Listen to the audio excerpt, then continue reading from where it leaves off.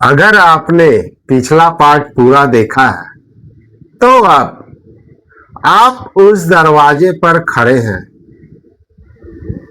जहां से birth chart सिर्फ नंबर नहीं रहती, बल्कि इंसान का माइंड, उसकी सोच, उसकी प्लानिंग और उसकी हिडन पोटेंशियल दिखाई देने लगती है।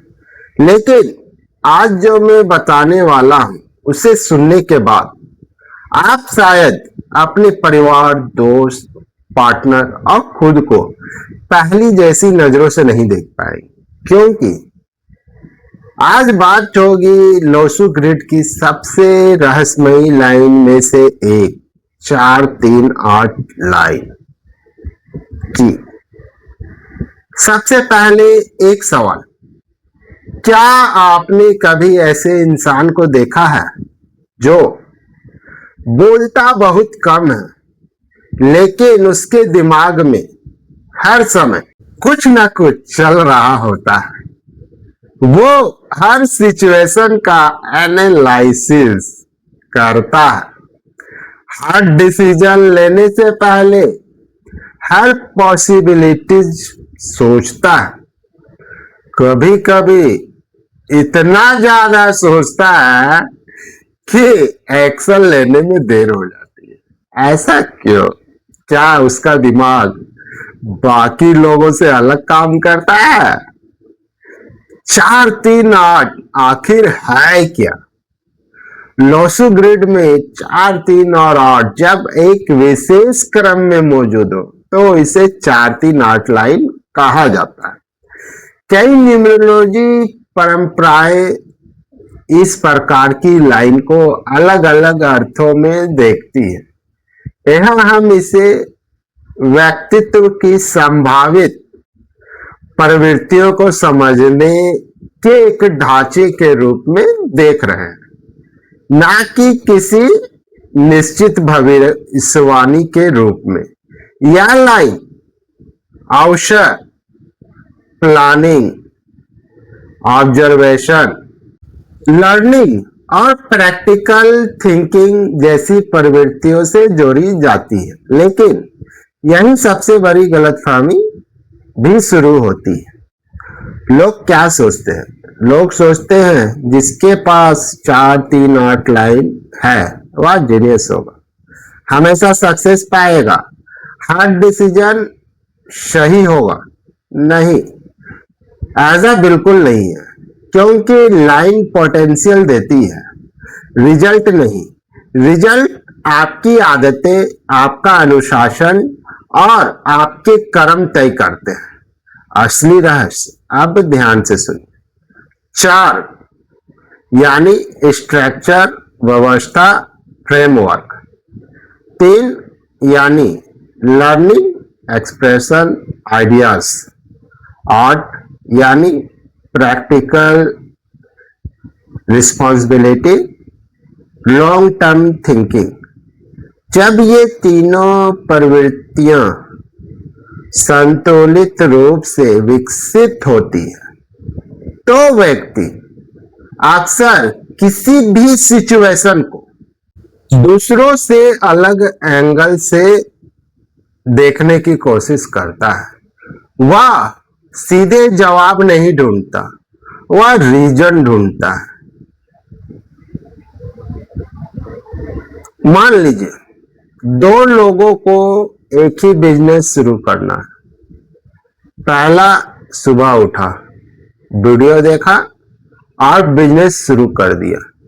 दूसरा मार्केट रिसर्च करेगा, कंपटीशन देखेगा, रिस्क निकालेगा, कॉस्ट निकालेगा, फ्यूचर सोचेगा।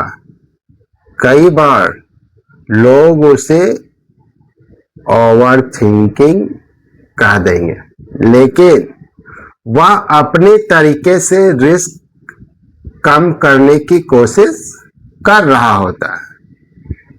हिडन माइंड ऐसे लोगों के बारे में एक बात अक्सर देखने को मिलती है, इनके चेहरे पर जो दिखाई देता है जरूरी नहीं अंदर भी वही चल रहा हो, क्योंकि इनका माइंड लगातार इंफॉर्मेशन प्रोसेस करता रहता है।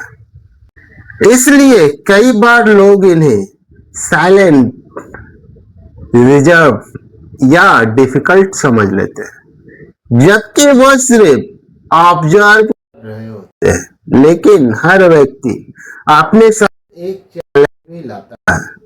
अगर प्लानिंग एक्शन से ज्यादा हो जाए तो क्या होगा? आइडियाज नोटबुक में रह जाएंगे, ड्रीम माइंड में रह जाएंगे और लाइफ वही की वही रह जाएगी। इसलिए प्लानिंग तभी तक ताकत है जब तक वह एक्शन को जन्म दे। अब अपने आप से पूछिए, क्या मैं हर डिसीजन बहुत देर से लेता हूं? क्या मैं हर सिचुएशन ओवर एनालाइज करता हूं?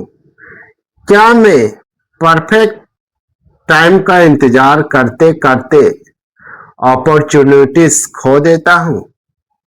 अगर हाँ, तो शायद आपको प्लानिंग कम नहीं, एक्शन ज्यादा चाहिए। अगर आप इस प्रवृत्ति को बैलेंस करना चाहते हैं तो एक रूल बना लीजिए, थिंक डीप लेकिन एक्ट फास्ट। हर डिसीजन परफेक्ट नहीं होगा, लेकिन हर एक्सपीरियंस आपको बेटर बना देगा।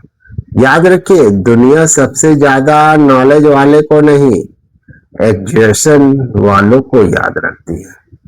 प्लानिंग माइंड बनाता है, एक्शन डेस्टिनी बनाता है। लेकिन अगर 4-3 आउटलाइन माइंड को मजबूत बनाती है, तो ऐसी कौन सी लाइन है जो किसी इंसान की विल पावर, लीडरशिप और मुश्किल समय में हार ना मानने की प्रकृति को समझने में मदद कर सकती है? यही हम जानेंगे अगले पार्ट में 9-5-1 लाइन के साथ। और यकीन मानिए, इस लाइन को समझने के बाद आप लोगों के डिसीजन लेने के तरीके को एक बिल्कुल नई नजर से देखेंगे।